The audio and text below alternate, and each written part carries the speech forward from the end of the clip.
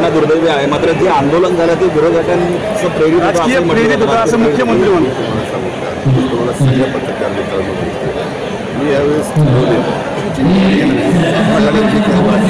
बोलू नका मला या संदर्भामध्ये बाकीचं मला जे काही बोलायचं असेल तर बोलतो.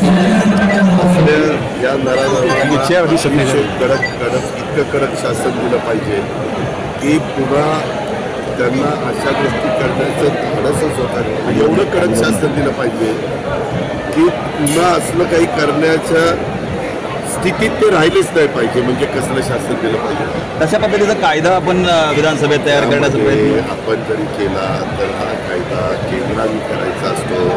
आम्ही शिफारस शेवटी केंद्राला करत असतो. मागे तुम्हाला आठवत असेल, आपण शक्ती कायद्याच्याबद्दल बराच मागच्या सरकारमध्ये आम्ही प्रयत्न केला. जे काही लोक आम्ही शेजारच्या राज्यामध्ये तो कायदा केला ते बघायला सांगितलं, जॉईंट सिलेक्ट कमिटी केली. कारण काय होतं, म्हणजे तुम्ही मलाही आवडत नाही.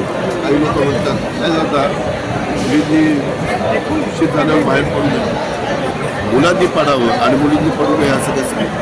मुलालाही तुम्ही जे मुलांना नियम लावतात त्याच मुलींना नियम लागले पाहिजे. आणि ज्यांनी बाहेर पडायचं नाही का तर त्या मुली आहेत. आपण मुलींच्याकडे बघण्याचा दृष्टिकोन हाच आपण सगळ्यांनी बदलला पाहिजे. कारण त्याही समाजाचा एक महत्त्वाचा घटक आहे. स्त्री असेल, मायभाऊ असेल, बहीण असेल, मुलगी असेल, या पद्धतीनं झालं पाहिजे. आणि मी आता त्याच्यामध्ये लगेचच तिथले जे CP आहेत त्यांना सांगितलेलं होतं. मला ती बातमी झाल्या कळाली म्हणजे अजिबात म्हणजे 2 दिवसापूर्वीची गोष्ट.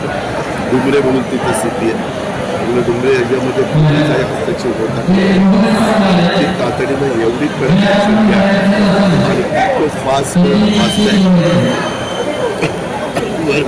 ते घेऊन आपण या सगळ्या गोष्टी करायच्या. पण काल मुख्यमंत्र्यांनी देवेंद्रजींनी दोघांनी ते जाहीर केलेलं आहे. आता पुन्हा आम्ही एकत्र आहोत त्यावेळेस